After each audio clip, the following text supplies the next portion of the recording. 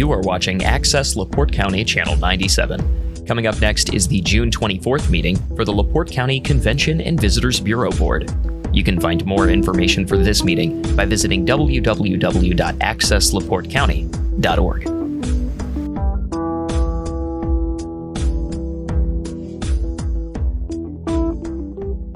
In charge of the one we're looking at, it's Quality of Place. Dale Cooper's kind of the staff member that's in charge of that.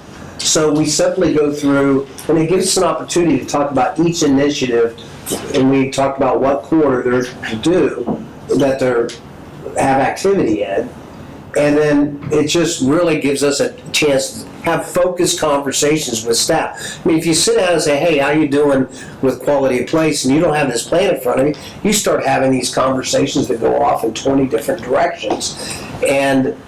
But this allows for a focused conversation about the activities we said were a priority for us. And then we really, all we're doing here and for the board is we're saying whether it's been initiated, which means it's ongoing, O, or C, it's been completed, or a substantial part of it. That there's some that go across all 4 quarters. So the part that was supposed to be done in the first quarter is complete. And, we know more specifics than you're going to know because we get down to the granular level with this. So this is our reporting system. Again, we're keeping it all consistent so everything ties together and it all drives and ties together. Just one comment. You said this is advocacy and community relations. Yeah, that's that pillar, yeah. The one before that. Yeah, you mentioned the staff person that's in charge of that. It would be good because we're going to get this every month, right? Right. So just put their name, like Quality Place, Dale Cooper. Okay. So if we have a question, we don't have to look up to find who's in charge. Yeah, there's a grid in the back of the plan that has it. It has. And we thought about adding it, and we would ideally, just like you're saying, we would put it every say we ran out of room. Okay. So we would have to go to an extra page. So some of that. Well, I was just thinking like Quality Place. We could. Dale Cooper. All right. I think for the reporting, we could easily do that easier than we could on the plan itself. Yeah. Well, I'm just saying for the reporting, because when I'm looking at that, if I have a question, and rather than try to figure out and find who the person is, it would be right there. But it's not a big deal. I get it. We talked about that. But just a good point, Pat. You can see, so we have Dale Cooper, DC is Dale Cooper, DB is Dan Bars is me, and Jack. So there's different. Look at how many different staff are involved to get that done. We have to. And the staff does a great job of working together and sitting down and organizing. But we have to have one person that's kind of in charge of the pillar. Right. We have to have ownership. So those meetings went really well with each of the staff members. They did a good job of giving the feedback and having conversations. And it gives us a good time to really look forward also to the third quarter. So as part of saying how do we do the first 2 quarters, as we've met with staff, we're saying, okay, let's look ahead to the third quarter. Are we set up good so we can put a C or an O in the third quarter column? And then it's really led to where we have several meetings set up for yet this month and early next to really make sure we get a jump start on the third quarter. So any questions on that? And I think you guys would have all got this as part of your board packet. When you're reporting, if there's an item on there, I'll say that deserves to be highlighted. Mm-hmm. Maybe we could do that. What do you think? Yeah, good thought. When I say highlight, I mean like if whoever's reporting, let's say Bill's reporting, and you may just bring it to the board's attention that there was something special or deserves recognition of how it was accomplished or somebody that did, just so that we kind of know those little nuances, those little special things. That kind of makes it special to us as a board, I think. I don't know, I'm saying this out. Does anybody have any thoughts on that? I mean, would you like to, as a board, give out those special highlight things? It would be good. It would be a good addition. Mm-hmm. Okay. I think, just to chime in here too, I'm a huge proponent of this. I just love the idea. It connects the staff among each other as well as back to the board. I do appreciate Pat's comment there relative to some level of board engagement or communication when it's deserved, or when it's, I haven't gone through all the detail on it yet. You know, I have a few questions relative to different things along the way that are listed out there, just because I care. Yeah, it's like everybody else on this board, sure, right? So, but I love it. I think it's really gives us a way to communicate more broadly, and it shows the professionalism of the organization and the connection with the staff and the board. Great. Well, that's the kind of feedback we wanted, because we started, quite frankly, with the most basic of reporting, and we can go all the way, you know. And so what you're asking for is not unusual, and we know how to do that, and it's something we've done before. So it's easy to add that. I know exactly what you're asking for, and we'll add that next level. I just didn't want to provide more than you wanted, so we're trying to find that balance. So that's good. We'll take you back home. Whoa, too much? No. Yeah. Well, another piece that I think you're getting at too is we don't want to get down into minutia. No. But we would love to have a good feel for where we're at. And there is a huge balance relative to overworking the staff in reporting instead of. Well, and let me give this. So we have the business plan, right? And we've got all these activities under quality place.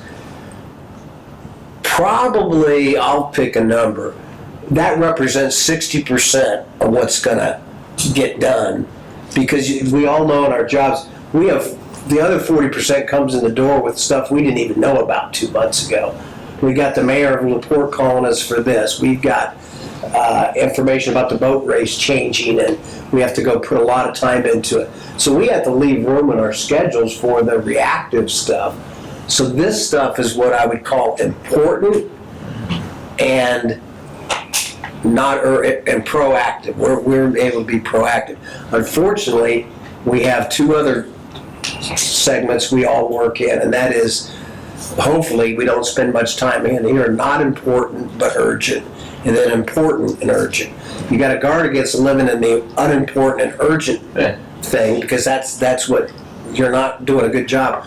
But we have to deal with the important and urgent stuff that comes across our desk. Sure. So as we report what we're achieving, this is only relative to the proactive, important, non-urgent stuff that we have. That gives you the longer range focus too. Yeah. So you can have bumps along the way where you have to adjust, and maybe some things. This allows you to manage to delay some things and prioritize them against the emergency stuff that's coming up every day. Yes, and then we would need to explain that in a commentary and let you know that we decided to do that. You know, I mean, this really is fantastic. I wish, you know, in the 15 years that we did our strategic plans, I wish we had a document like this to follow up in the, you know, and it not only demonstrates, you know, what's going on, but it you know, you spend all the money and time and resources and then hold a planning meeting like we did, you know, and this will keep our feet to the fire so it doesn't sit on the shelf. But it's a living document, right? Exactly. Well, and remember, this is also our onboarding document for all our new staff. Sure. And it's a management document for Jack and I to have focused, targeted conversations with staff, and not just get caught up in that urgent stuff. It's also a training tool for new staff and for the board. And for the board. Yeah. So.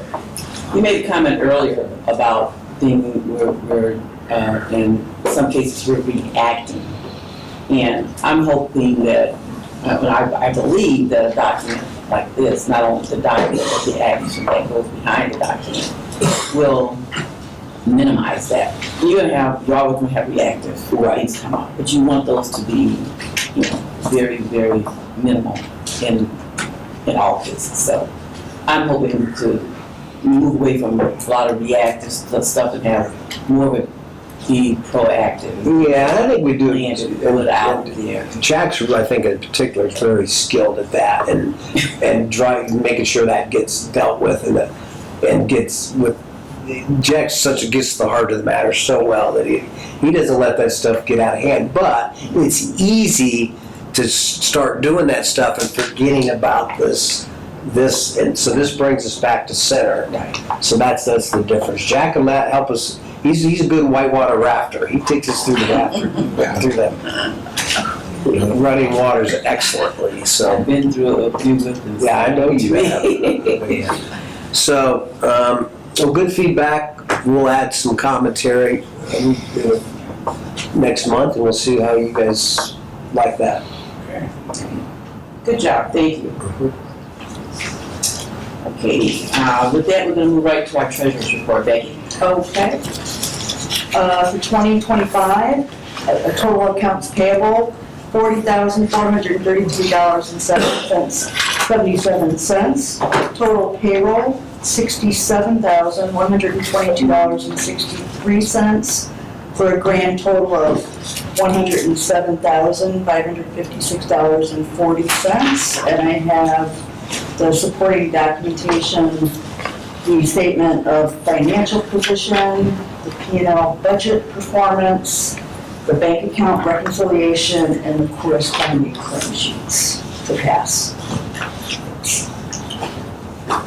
Okay, and before we ask for a motion on Becky's, our treasurer's report, I would just like to inform everybody that we did have a finance committee meeting yesterday, and we did look at the funds that we have available to move into our investment account, and we were able to do that yesterday, and we're signing documents today to make sure that happens at the bank. So it's performing very well, and we're seeing some growth there, and it's helping us to be financially stable in a lot of ways. So we're going to keep watching that as we can. We're going to keep moving money to our working. Okay. So with that, can we have a motion to accept and approve the report, the financial report as presented? So, second. Motion by Mike Sykes, second by Rich Grammarosa. Any further discussion, questions, comments? Hearing none, those in favor say aye. Aye. Any opposed? Motion carries.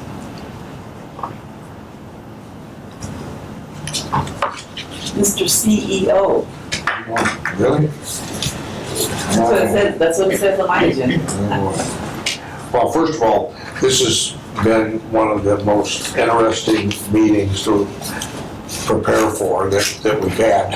As you know, we got a whole lot of late coming items, and some even as late as last night. And it's all good stuff. It's all relative to what we're supposed to be doing. It's great, but I do apologize, having sat on the board before, I fully appreciate the concept of making sure you get to see everything and get to look at everything. Some of this stuff, Laura got the contract from the Port Authority on Friday. Okay, and then the attorney that wrote it took off on vacation, and she's been negotiating with me on it, so that's how it's been working. But those are the kind of things that we ran into here. And just as Pat reported, we had a finance committee meeting because of some real late coming stuff that came up.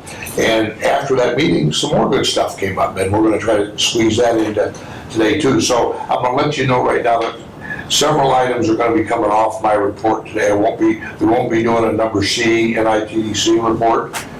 We won't be doing a legislative report. We will not be doing an event director updates because our event directors are all out working. None of them are here. We understood that. And then the blue chip, Angie got pulled away at the last minute, and we had not presented anything to the advisory board. So that none of those will be reported. So. Having said that, No report for community relations? no, there will be. Yeah, we got a short report on that. I think I'm just gonna move, everything else that I've got, Pat, comes tied in with the appropriation and the contract, so if it's okay. Amy's on vacation, she left this with us, with me, to share with you, which is her marketing plan for the offshore race. So if you want to take a look at that, and if you got any input or any suggestions, but that's what her and the marketing team have put together. And she didn't want me to share that with you. The other document here is our partnership with Michigan, both EDCs, but Michigan City, particularly for this comment, they put us on we got the whole back cover of their annual document, okay, that they put out, which is it's their annual report. And we were able to finagle that. Might have had something to do with Linda Simmons was the board president for some reason. Yes. It had something to do with that, but either way. If you're watching, thank you, Linda. Yeah, it's a great partnership, and Clarence has been literally supplying me with some really cool information lately relative to working together as we move forward. So I'm real happy about that. So I'm gonna move into Scott. I know there's a lot happening in the offshore stuff.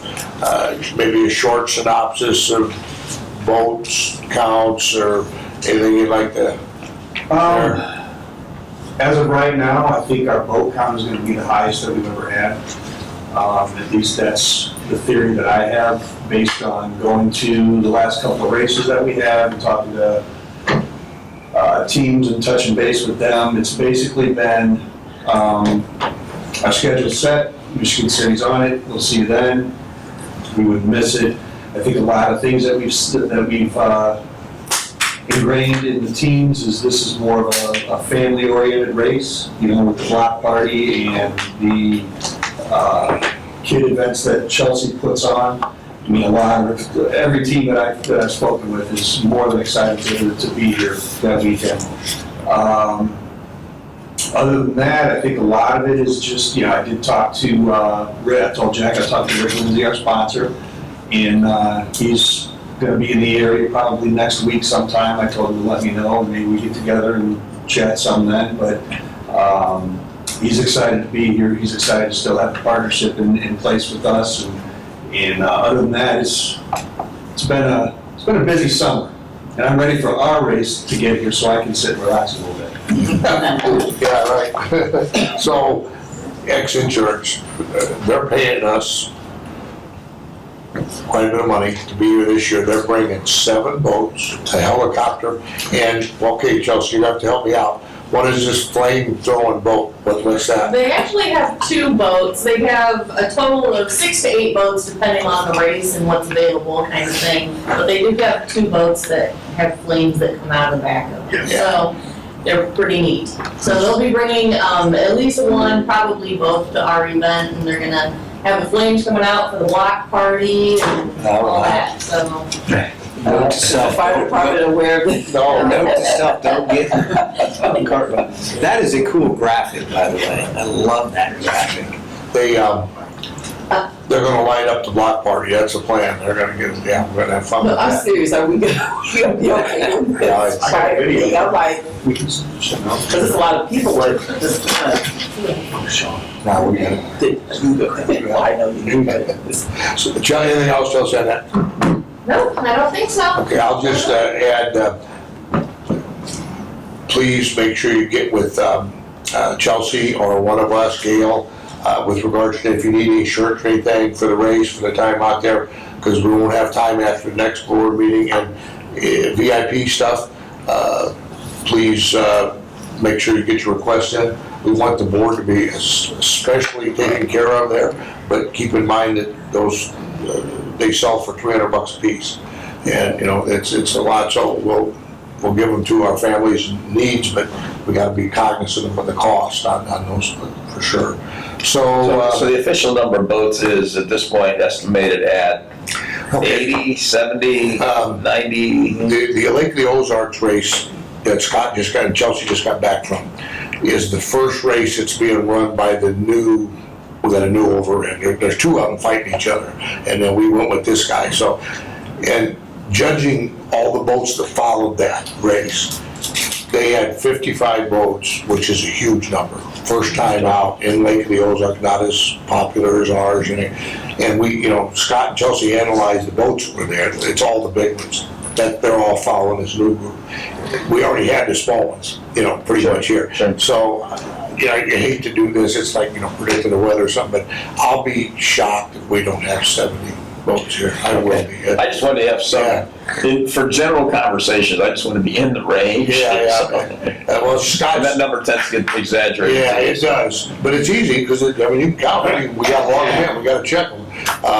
But based on everything we've seen, for sure, that I'm looking at maybe 65 to 75, that'd be cool. To kind of break it down for everybody, so the group that went to this past race at Lake of the Ozarks, like Jack said, there's about 55 votes.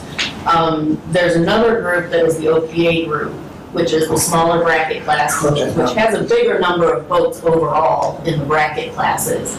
And we've worked hard on keeping a relationship with them as we kind of moved away from them for this year. And I think a lot of them still plan to come to Michigan City just because they love it so much. So That's exactly what I was going to say, yeah. we're looking at combining kind of the two entities that split and having them all here hopefully for our race. I know you guys had to play in Trump and bringing both sides Oh, together boy. to try to.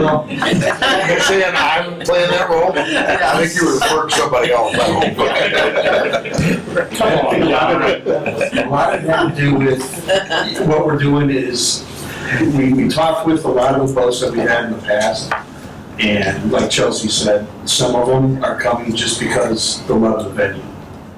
Their loyalty to coming here every year. We had a team that I spoke with at Lake of the Ozarks. Last year was their first year, and he said, without a crystal ball, they'll be here every year. The shock and awe of 150 people on, was it 9th Street, to turning around and heading down Franklin to 20,000, 30,000 people was just mind-blowing. And they said, again, you can't say Michigan City without Key West in the same sentence. That's what and that's, ours is the crown jewel in my opinion, but, I'm with you on that. yeah. And it's like I tell everybody, you can stand at the beach in Key West, water, you can stare at the beach, out the water here in Michigan City, and you don't know where you're at. You can be either place. So, but yeah, a lot of it is just a lot of the venue for the guys that are from. So. Good deal. So the last thing I had on the offshore race was that we've done a really good job of adding our events for Monday and Tuesday, which has been our plan all along. So please, as a board, plan on participating in both. And we're going to have to kind of pack the crowd, because these are new, and there's not a lot of awareness out there. And the Zorn Monday night, where's it at? Monday night is Burnham Brewery. Burnham. Yep. Okay, the Burnham thing will probably take care of itself. There's a limited number there, but for the Tuesday night benefit at the zoo, we want to make sure we get a lot of folks out there if possible. So please help us with that. So moving down this operation finance, Dale, anything else other than the finance report from yesterday? No, it'll all come up It'll all come up, yeah. in our next discussion. Yeah, okay. I mean, certainly anybody got any questions, but the point is several things are related to the appropriation, so we'll move on. I like that. Amy asked, did I send this around? We talked about it already? Yeah, I did that. NITDC, Community Relations, there we go. Chris, Dale, you guys gonna talk about that spreadsheet for a Yeah, second? I'm sorry. So this spreadsheet, it aligns our budget and it goes with the staff assignments who will be responsible for each specific event. It's categorized by dates there. We are making it a point that we're present in the South County, as we've mentioned before.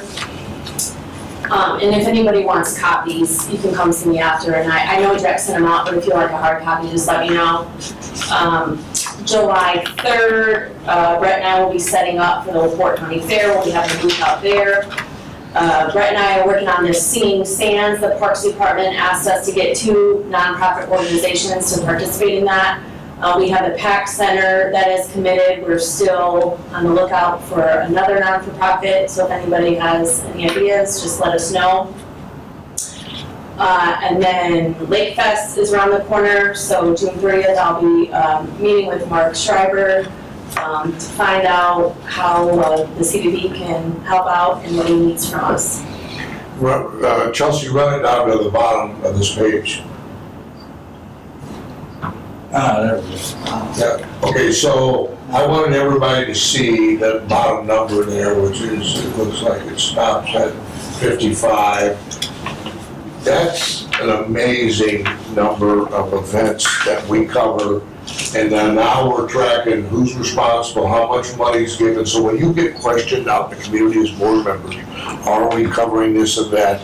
Are we doing this? What are we doing for? You guys can have that information available to you to help you, because those questions come up all the time.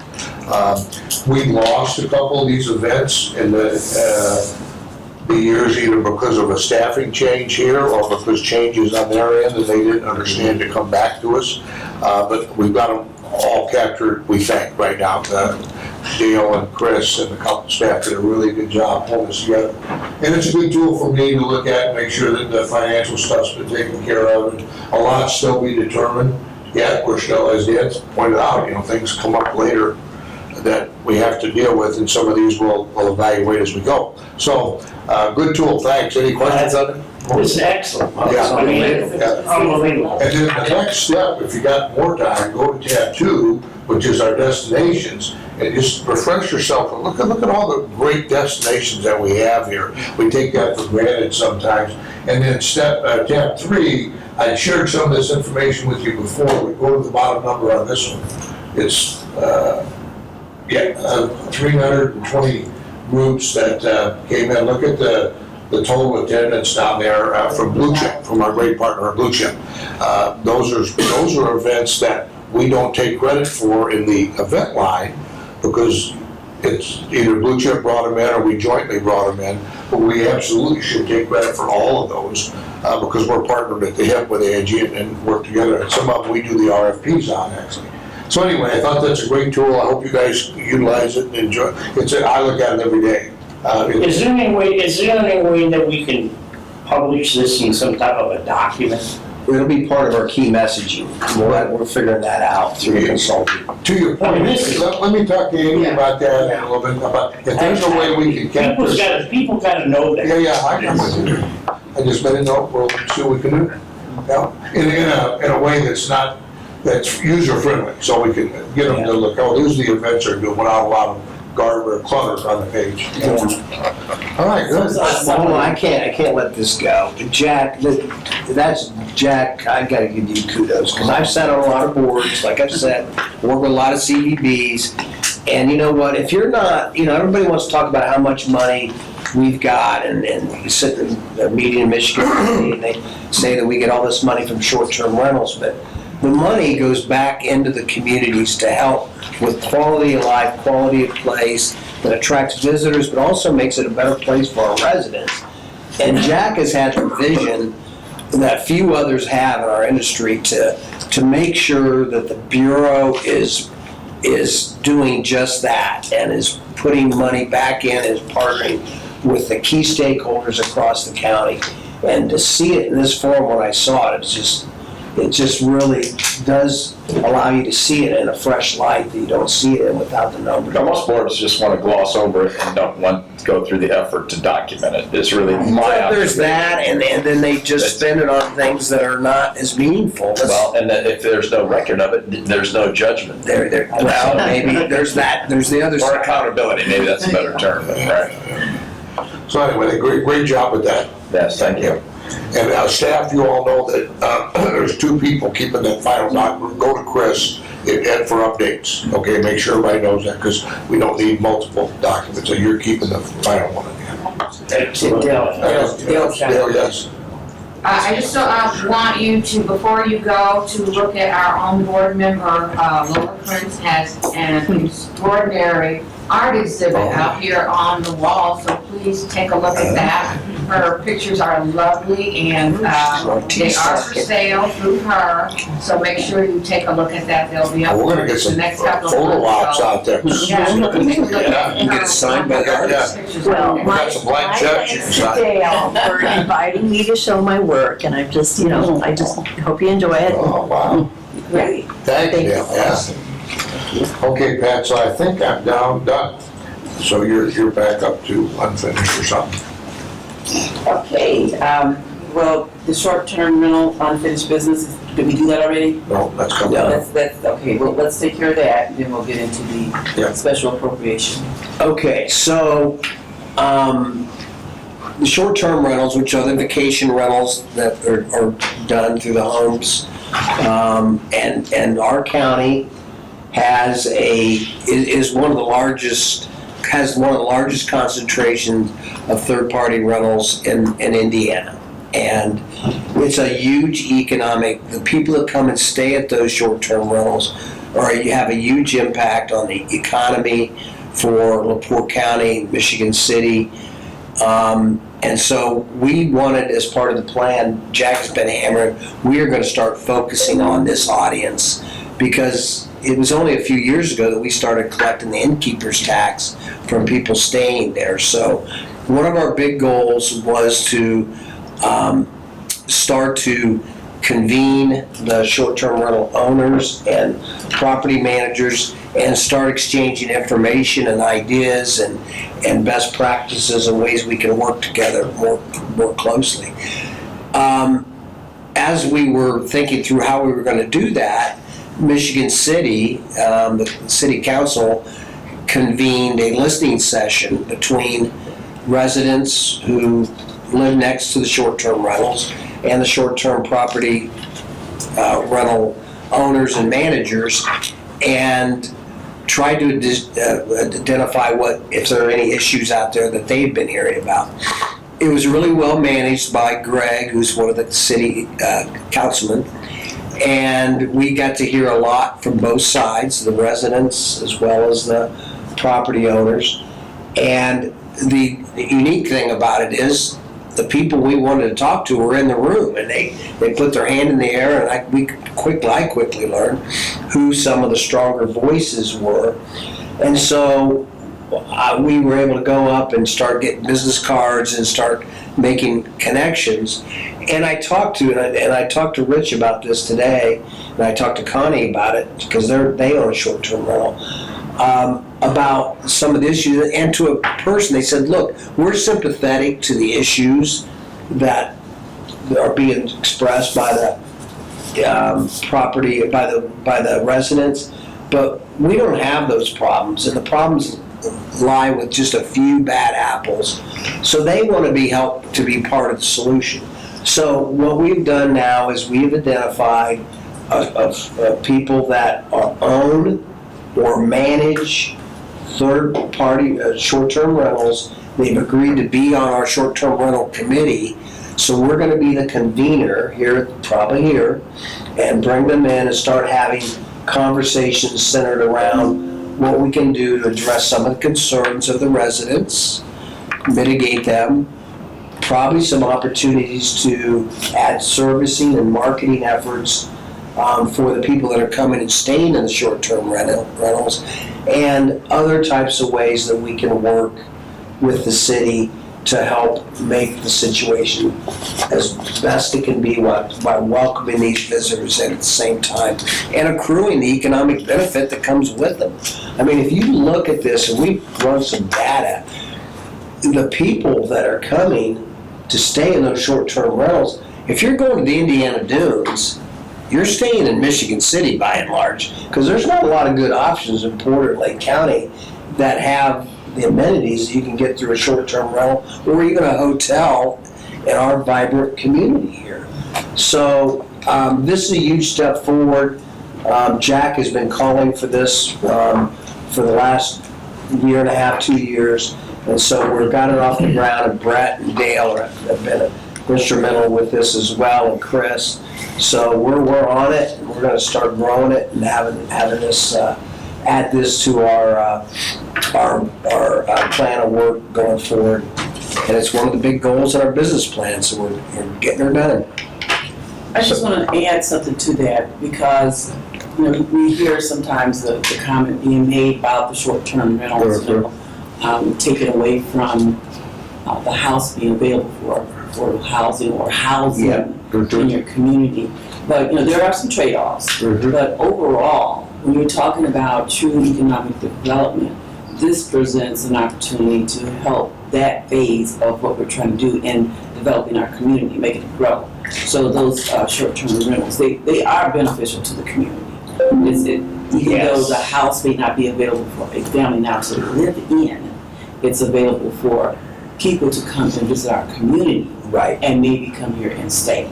And then maybe we can increase our housing development projects so that there are homes for people to buy and live in. So, it's just, I just want to make sure that message is out there so that it's not being looked at like we're like the tourism bureau, we're the only ones that's going to get something out of it because of the innkeeper's tax.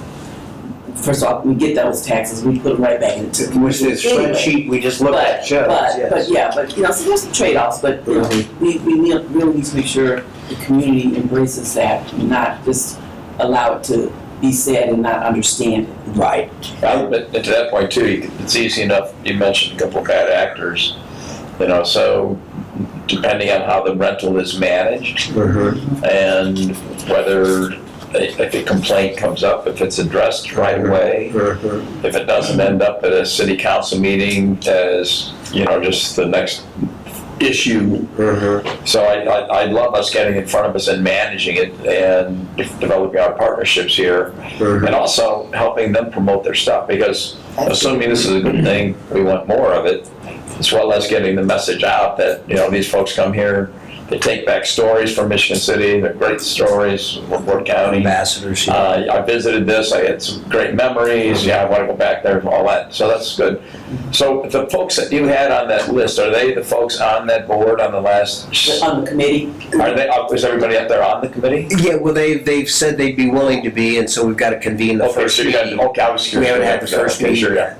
So it's a good start, and we've got, I estimate of the names that are on the list, I just got a new one this morning that represents 35 units, thanks to a friend back there.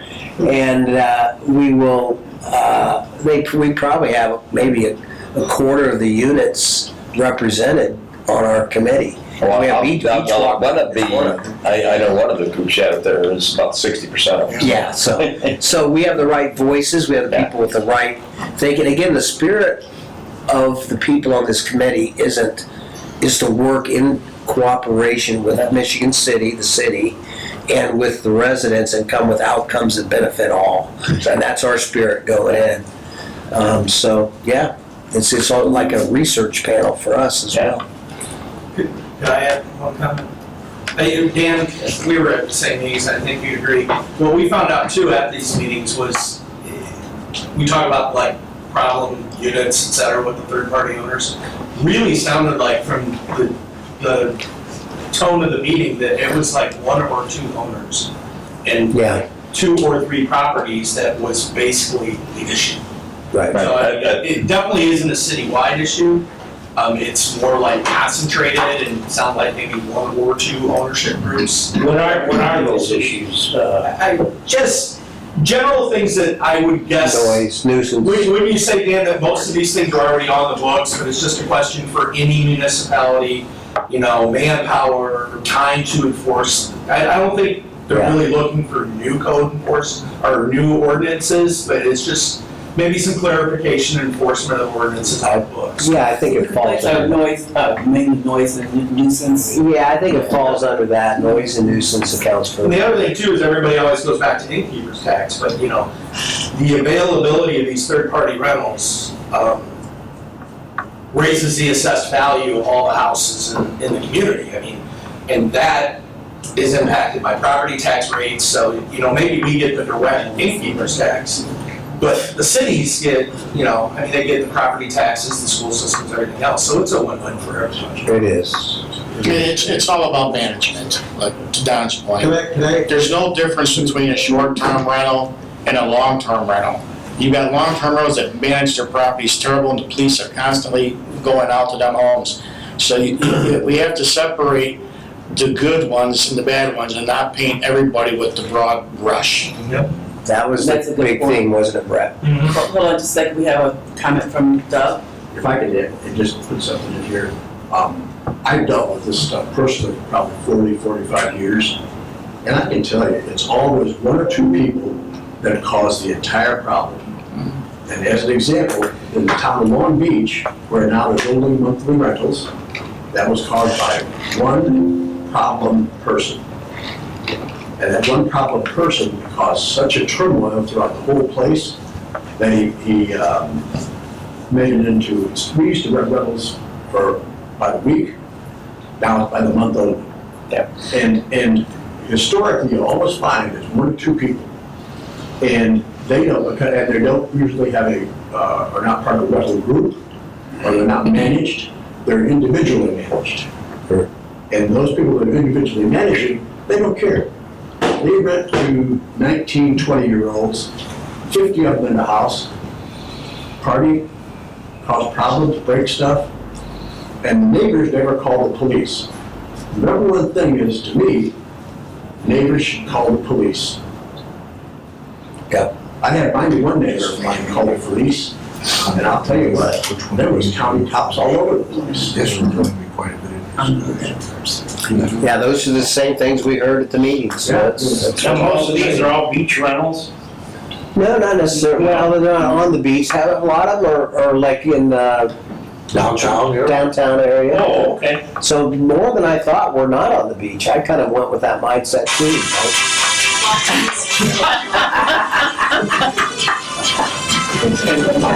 Sounds like Florida was that. And on that note, told you. Okay, so on that note, What do you want, Mike? do you have any other updates, Dan? No, that was the. Okay, all right, so we're gonna go ahead and move along with our reporting. Because under new business, we definitely want to have some time to address our special appropriation for the Finance Committee. This was a major topic of discussion at our meeting, and we went through it thoroughly as Jack has presented to all of you the narrative that supports what we're hoping to get accomplished today as far as the board approval. Now, you've had an opportunity to look at it, and of course, address Jack with any questions or concerns that you may have had. So we're gonna, at this point, we want to go ahead and just tackle each one of these items individually as discussion points. So we're going to start out with City of LaPorte fireworks sponsorship. As Jack said, some of these things come up on an emergency basis, and this is what has happened. The previous funding sources for this event has been restricted or limited or not available. So the City of LaPorte has each year its fireworks on the 4th of July, which to the county is a big thing, and we should be supporting that. And we've been asked to support that financially. And the amount of money requested, as you see, is listed there. And I would just like to open it up at this point for some discussion on this, that the board, we at the Finance Committee, one of the things we do is we review, make sure the funds are available before we bring it to you all. So we bring it to you and as a recommendation to support. Otherwise, we wouldn't bring it to you. So at this point, I would just ask if there's any comments or any discussion on this. Otherwise, we can, any? It's just year-to-year basis. No, this is just a one-time. One time. Yeah, I think that's a fair question because, first of all, I think fireworks are great community events. Oh. Right, so it draws people to the area, all that. The question I have is, every community wants to have them. So if this is just one time, I think unless we're gonna sponsor virtually every community for fireworks every year, that would be a really big number. This is an emergency basis because Okay, otherwise we would not be doing this. And when requests come to us, they are evaluated on a case-by-case situation. So it would depend on the circumstances if we would move forward with any other opportunity to do something like this. And whenever the opportunity is there and it is needed and we see the support behind it, we will probably make the recommendation always to the board. And depending on our financial. Exactly, that's part of the evaluation. When we evaluate these, it's based on, that's a major component, is the financial situation and then the actual need for whatever that request is. And, you know, we look at several different things when we make that evaluation. So. This is another thing that we're putting back in the community, and, you know, if we have the finances at that particular time, put it back in the community, we'll, you know, can vote to do it. If we don't, we don't. So. Yeah, they actually had a sponsor for the fireworks that comes up. so this is kind of a one-time thing. They did have somebody lined up to cover it, and then it just kind of. That's more or less, because I'm supportive of what the city's trying to do. Sure. I see a lot of heads nodding. I think it's great that we can help them in the emergency. I'm thrilled to be a part of it, that we can help them. That's what it's about. I agree. The question about reoccurring, it's not in our plan to do any other community. This is only because of the timing and how this unfolded. Right. But if we did, would be very unusual, but the board will make the final decision anyway. They'll have to show up in the budget or some kind of special request. So if you guys decide you want to fund every community in the state or the county, that's up to you. In the state. Whatever this might Where be. did that come from? I make a motion that we fund the fireworks. Second. I'm sorry, Pat, No, I didn't ask for the motion, but that's fine. Are we gonna do them individually? Yes, yes, we will. Because there's discussion required, I think, on each one of these, unless you just want to do a blanket. We could, we actually could. If you all have had sufficient opportunity to look over everything and you're comfortable with everything, we can do that total appropriation as a total for those 3 items. And that's what was approved by the finance committee. Don't let the stuff in red confuse you. And I sent out, because Don and I schemed up something late last night that I want to get out here. Okay. Different discussion. Yeah. So, you amend your motion? Yes. Okay. To include all 3. The total appropriation, and I'll just list what the items are for the public and for records. The City of LaPorte fireworks sponsorship, our summit that comes up this fall that was part of the retreat, although but we didn't budget for it, so that's on there. And then the quality of life sponsorship. So with that, I would ask for a motion. Oh, I'm sorry, we got it by Mike, and who's our second? Second. Adam. Okay, we got a motion by Mike Sykes and a second by Rich Grammarosa. Any further discussion? Any further discussion? Hearing none, those in favor say aye. Aye. Any opposed? Great. Well, thank you, board, for looking it over ahead of time, because it does save some energy and time to go through each one. So you've done your homework, and I appreciate that. So related to this, it would be kind of in addition to this. I had a conversation with Judge Stahlbrink the other day relative to the Fair Board, and he had mentioned that they have these portable bleacher sets that the county, I guess, is renting 10 sets every year for special events. It's about a $30,000 spend for that. His idea, and I really like the idea, I think we need to review the numbers a little bit closer, is that we start investing in a portable bleacher set. They come in, there's a little video, I don't know if we can get the video up. You want to show it? You want to see it? I think it'd be great to show it if we go. Okay. So anyway, in essence, the video is going to show a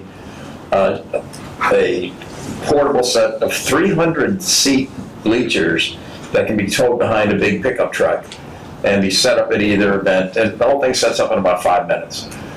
Now, the number I'd heard to buy one of these things early on, I thought it was much lower, but the number I got last night was about $95,000. It was 16. So, right, so it keeps, and maybe we can negotiate something better. But I think since we have so many venues and the ability to have 300 people sitting in a safe set of stands, I mean, I could see us set this up in front of the ribbon cutting for the boat race, for example, or at a local fireworks thing, or a grandstand in a parade. I mean, it looks very powerful and simple to do. I think it'd be good for us to consider doing this, and I think we have the resources here to manage it ourselves, or if we want to have somebody else manage it for us. Okay, so from my understanding, because I was thinking it was just for the fairgrounds, but you're saying. Well, it could be, I'm just bringing up the idea. I think it would be. Because I like the idea of it being used more around that. Sure. Yes, that's been discussed. Yeah, and I know, Jack, was something, there's some history relative to us trying to support some portable bleachers in the past. The technology seems very good relative to this. I don't know, we had a little video with this. I don't know if they could get the video going. I don't see a video on the actual website. Okay. Well, anyway, you got an idea what it is there on the left. Just think of it as folding up into like a trundle bed. You know, it goes up together like this, and you put it on the back of your truck, you tow it. It doesn't take any special road to go down or anything. I know some of the earlier ones, they were so wide and bulky and hard. This all folds together. It has, I think it's a hydraulic system that allows it to unfold. In 10 minutes. And it seems very safe. You can see the wheels underneath it. And then look at this. This is a beautiful setup. I mean, I couldn't get over when I looked at it, 300 seats. So this must be the powering of the system. So we get two. My suggestion is that we have a little subcommittee or task force, have a meeting offline, come back for a actual presentation to the board, maybe at the next meeting. I don't know if you have to allocate some dollars now or that waits. I don't know. Can we get FMEC involved in this also? Oh, absolutely. Absolutely, yes. Well, Rich wears both hats, actually. He wears a hat for FEMC and a hat for Ag Association. Oh, that'd be great. I mean, but everybody else will be in there with you. And I'm on that. Yeah, you're right. Okay, right. So what I hear you saying, that if we participate in the funding, that it gets used. Well, yeah, so that would be my suggestion, but it does need to be a little bit of a management clause in here, whether we manage it, we own it, keep it on our property, or the fairgrounds own it, and they keep it on theirs, and I think I think we still own it and keep it at the fairgrounds, but that's something we have to discuss. Yeah, FMEC could. Yeah. And then if it works out, maybe we buy one every year till we get, they'll rent 10 of these a year relative to, I don't know, they showed, I saw a video of the monster trucks a couple years ago. Right. They rented 10 of these sets. Obviously, it must have worked well. It did. So it's, I'm like, man, I could get into this business. I've seen them in there. I was probably looking at a small, I saw one for like 25 grand. The one that was suggested was 95,000. So it's not a cheap number. Okay, 95,000 gets you the 300 seats. That's what I have. I haven't confirmed it, but that's what I have in a text. And how much is it to rent? To rent, they're renting it for $3,000 a year. Don, is the trailer, Well, for the season, but is the trailer part of the setup? yeah, so you can see the trailer underneath. If the trailer actually So it's stays under, attached. yeah, it's Okay. attached. Okay. Yeah, that's the beauty of it. You can haul it Yes. anywhere. That's- yeah. I think it's for the season, but I'm not sure exactly how they do it on those. Okay, so It'd be The high cheaper right now prices, before we you do guys that. are. Yeah, You say 3 or 30? aluminum. And that's So they keep one. 3,000. But then they rent 10. That's where the 30 came from. But then also. Okay, hold on, we got several conversations going on, just a second. There is special permitting that each event would have to get in order to have bleachers. It's a homeland security issue. So, we wouldn't, if it's going to be us owning it, we would have to be sure that, those permits are filed and everything is.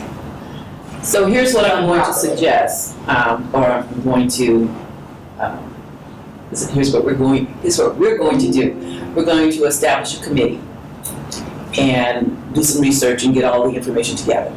things like what Chelsea's bringing up, and several of you have mentioned different things of where it's gonna be housed, and the structure and the cost and all of that. So I'll get with Jack, we'll put a committee together consisting of staff and maybe board, maybe community, and we will have that committee get on this kind of immediately because it's not urgent, but we want to make sure if we're going to have it in the budget for next year, we'll need to make sure it's in there.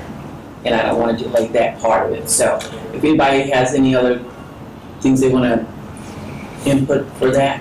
I mean, it's been a problem throughout the years. I mean, it even gets down to the point where we, as a fair board, we even borrowed bleachers from Little Leagues. You know, because we don't have enough bleachers. So it is a needed. Well, the other thing that at least I liked about my limited research was it looks very safe. Yeah. And that's the, you know, you gotta be even 10 foot above the ground with people standing around and rocking. That's really what's up. Well, and that's why the main grandstand last year didn't pass the safety inspections, and so they had to redo that whole thing. Yeah. So you gotta make sure that all I think it's a good, are safe. I think it's a broad use of a good broad use of our, I guess, resources. Thank you. Jack, you want to say something? Just a little history there for those that weren't here. About 15 years ago, they condemned the bleachers like 30 days before the fair or less, and we really weren't going to have bleachers that were safe. So Gene Shirt was on the board at the time. He came to us. We appropriated $270,000 and we purchased a set of what they called portable bleachers then. And to Rich's point, they weren't portable at all. We couldn't even get them on flatbed semis. They were so heavy. But the point is, it is in our lane, I think, to address this and have this discussion. We did this once before. Everything wasn't done completely the right way, looking back on it. So that's why we put a committee together and look, and I don't know that we would be able to fund the whole thing next year at all. That's a pretty big number, but let's get the numbers out and share it, and there may be some other options. And there needs to be some, for clarification, one of the groups, there's a couple groups involved, FEMC and the Ag Association. The Ag Association sent us an invoice for bleachers without asking, and so I sent it back and said no, for $15,000 early in the year. And after some discussion, I can't do anything over 5,000, and so we told them I would go ahead and move 5,000 forward for that project. So there's going to be 5,000 going to them for whatever purchases they do next, whether we're part of it, whether they buy single ones or whatever. We've got $5,000 into the discussion right now, and anything else that the board would retain from the committee and any direction you want to go would be above and beyond that. Okay? Yeah, so that's kind of what I know about it. And we should be doing it. We should be having the discussion and help.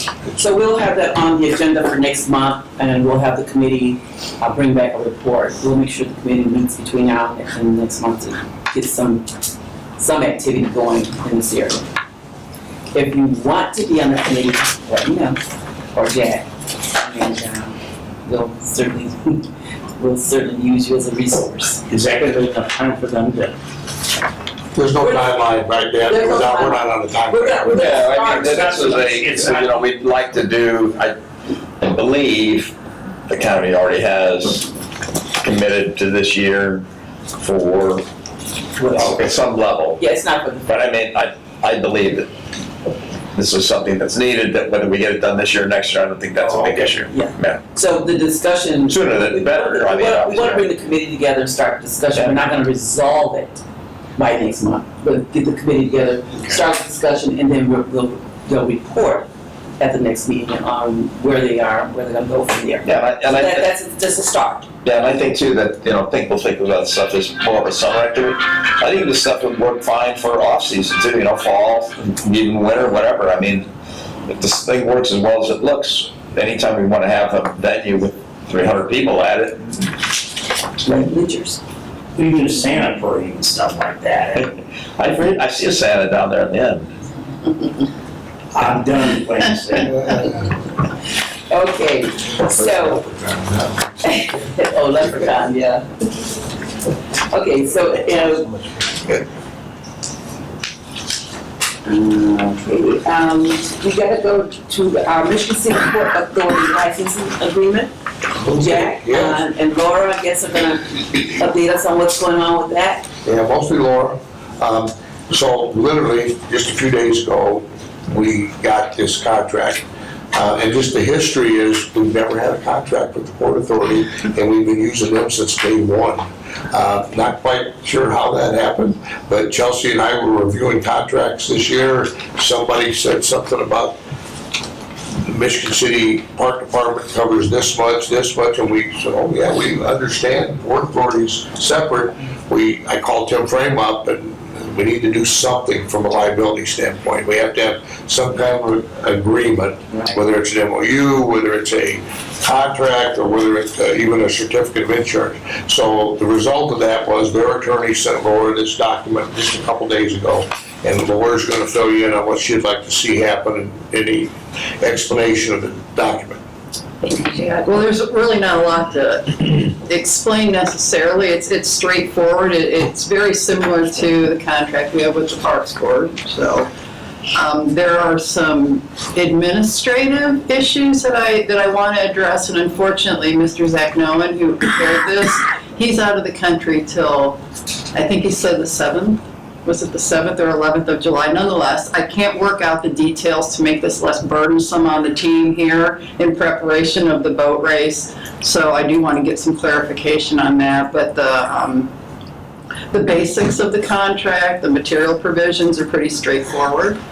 So if anybody has any particular questions, I'm glad to answer them. But right now, as is noted on the agenda, approval pending full legal review. So the ideal situation here is Joe and I can sit down and talk about this upon his return and clarify anything to try to minimize, again, the administrative process of all the notices that have to go back and forth in preparation of the boat race. But that's the primary issue right now.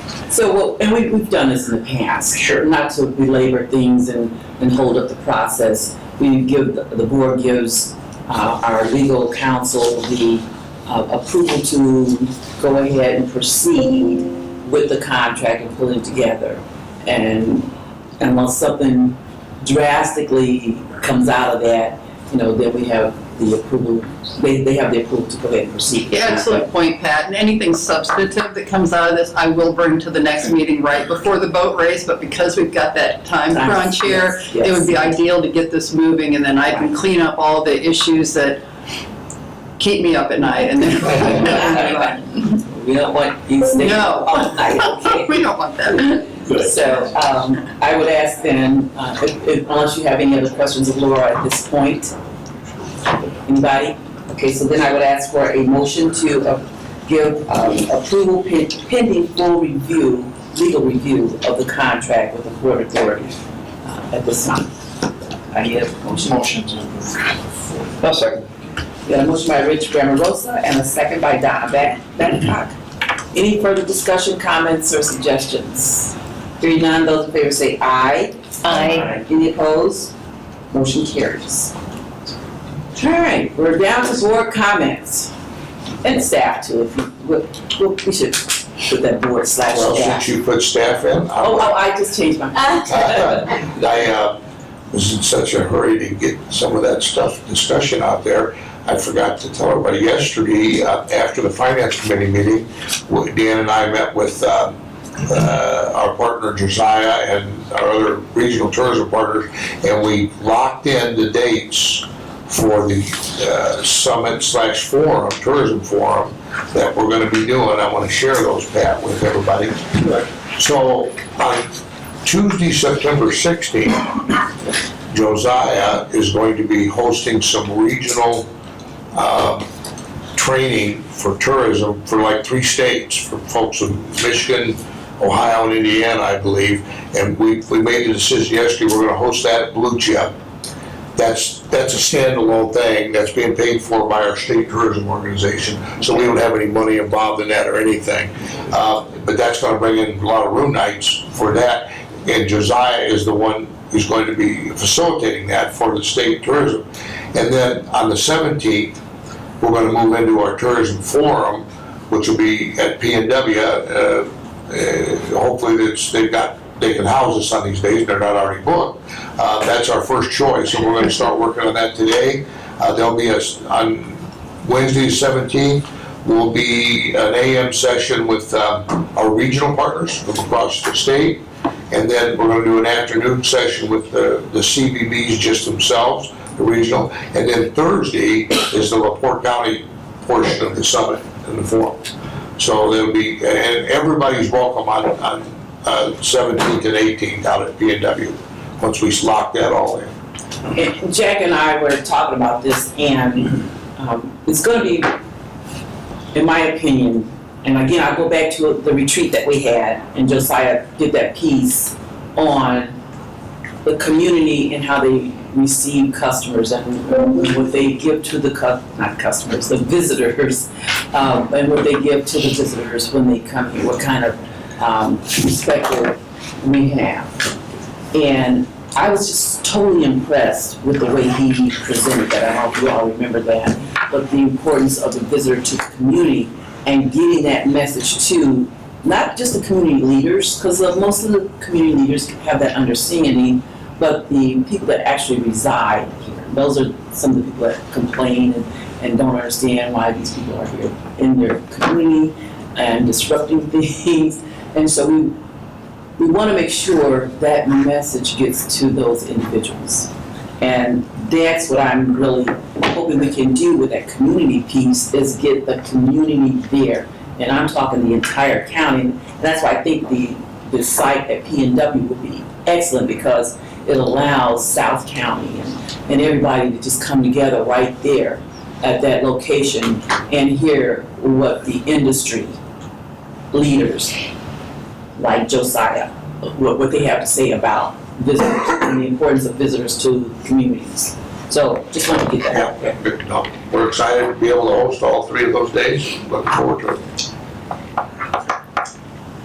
So lock those dates in, especially the 17th and 18th. Jack, do you anticipate we need anything on the 16th from our group here? No. That's just And regional. he confirmed late last night that they're gonna have the space forum.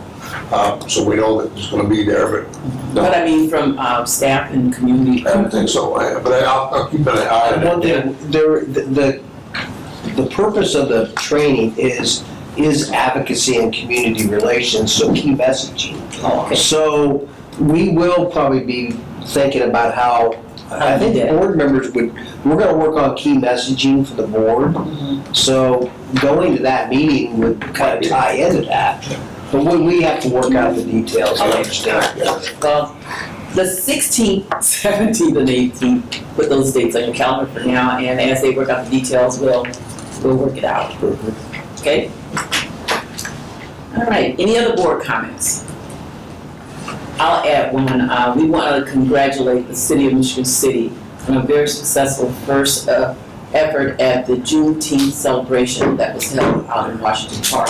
And Will Walker's not here today, but he actually chairs the committee to put that event on. And it started out at noon with youth activities, which went on until about 3 or 3:30. Then there was a little pause, and there was some information on Juneteenth, the history of Juneteenth and what it meant to America to have that celebration and how it all came about. And then it ended with a nice musical festival at the end of it, which featured jazz artist Reggie Foster. Let me get it right, Reggie Foster. And it was a very successful event, very great turnout. I mean, we had a lot of vendors there, a lot of community support there, and just a wonderful event. I was going to congratulate Will, but he's not here, so we'll have to make sure he gets it at some point. We may not see Will for a long time. Shannon left the country for a month. Are you serious? Just got dead serious. Yeah, he's out of town, so poor Will's gonna be pretty busy. Boat racing. Yeah. Yeah. Okay, She'll be back the Thursday of the boat race. Shannon will be. All right, so anybody else have anything else they want to share? Okay, hearing none, our next meeting will be on July 22nd, same time, same place. Y'all have a great month, and we'll see you then. Thank you, everybody. Great. Moving forward really well.